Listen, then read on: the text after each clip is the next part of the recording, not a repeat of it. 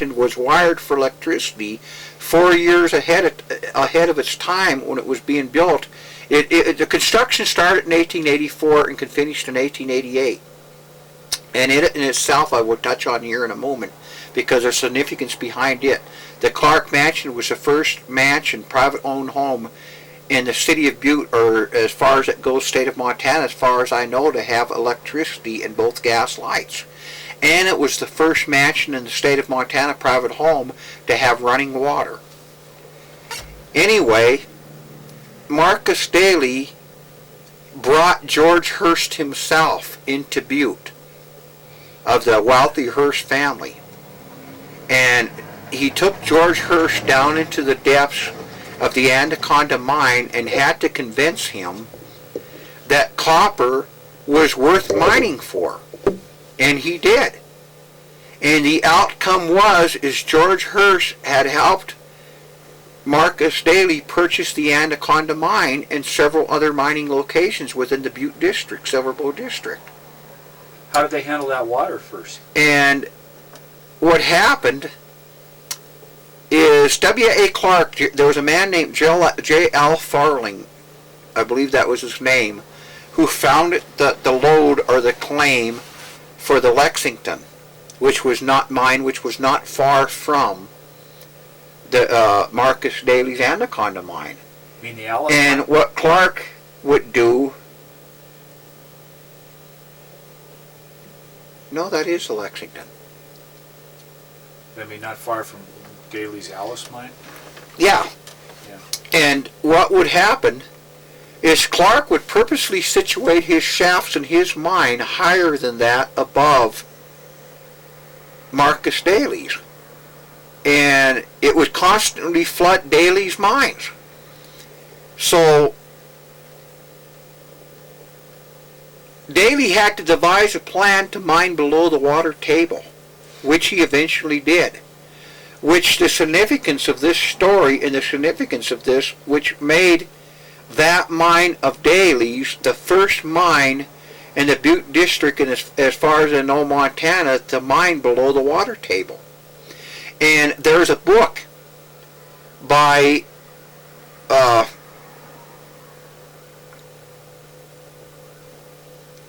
Benjamin Franklin Tilson that was published during the 1920s, I believe 1925. And this book shows blueprints of all the Butte mines and the mines within the Butte District, the shiv wheels, the pump houses, the mine cars, everything having to do with the Butte District. And the significance of this book is it goes into reason as to why all the mines and the gallows frames and everything was built the way it was. And there was an extreme reason for it as far as the superstructure and the architecture.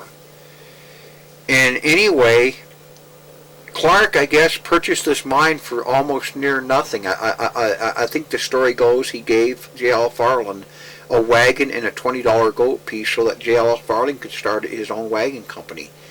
And Clark had his assayers do something to the effect that the mine was not worth producing or building upon. However, 7 or 8 years later, there was a significant wealth that had come out of that mine. And every mine in Butte has its own story to tell. For instance, there's a story that the Anselmo mine during the war years was the world's largest producer of lead and zinc. And Butte later became a producer of molybdenum, which is the hardener for steel. And there's also the Granite Mountain mine, which has its significance in that in 1917, one of the worst mining disasters in world history happened at that mine, and there was over 160 some people that were killed there, burned to death. And every single mine in Butte and all the old-timer miners would tell you a story. There's a significance of it. And you could go on for days and days and days and hours and hours and hours in this significance. But Clark Clark was a fascinating man. W.A. Clark was born June. He was born in Connellsville, Pennsylvania on June 8th, 1839, the son of John and Mary Andrews Clark. And his family were farmers. But hearing of the gold strike here in Montana at Bannock, he came to Montana. And he used money that he had made here to purchase a team of horses and a wagon, and he'd haul supplies back and forth for the miners, from Bannock to Butte and all over. And a lot of the miners couldn't afford to pay him up front, so they gave him partial claims of his mines, of their mines. And he found out over a period of time that he owned three-fourths of the Gambitty and the Mountain Chief mines. So he had purchased the other fourth, and he took over control and went into the mining business and then later into the mercantile business. And he attended college at Mount Pleasant, Iowa, going into the mercantile business, or the mining and assaying. And he had later opened up banks here, railroads, and Clark could not afford to make any mistakes in that he came from a poor background, and he learned patience, and he learned to be careful in his business dealings. And much of what Clark did, he completely financed himself, and he thought about it years and years and years ahead of time. For instance, touching on the Copper King Mansion again, when he built the Copper King Mansion, he knew ahead of time that electricity would sooner or later hit Montana, and that he would bring it here himself. He knew about the indoor plumbing, and that the people that he dealt with would bring it here. So he had the house plumbed years in advance, and then later put it in himself. The house was originally designed with gas lighting, but it was wired years in advance for electricity because he knew that it would be brought here. When Clark was in his outer years, he married a woman named Anna Eva LaChapelle, which inspired a song during the 1920s called The Lovelier the LaChapelle. This girl was 19 years old when Clark married her, and Clark, I believe, was in his 60s or 70s. I believe that this woman was of French origin, and this is the reason why he had the bidets installed in the mansion, because he had saw them in France, and I'm not sure of this, but I believe this is where he met her, was in Paris, France. And she came back with him on one of his business trips. And during this business trip, he stumbled upon a little building there that was a chateau. And the true name of it escapes me right now, but to my belief and stories that I have been told, he had purchased this chateau. He bought it, had it torn down, brought to the United States brick by brick, put in storage in New York City on properties there that he had owned. And I have records of all this, but it's not right here in front of me. And it sat there for a few years. And then he stumbled across an architect and a builder, and he had hired him and commissioned him to bring all of it to Butte, Montana. And the reason being is this was to be a gift to his son.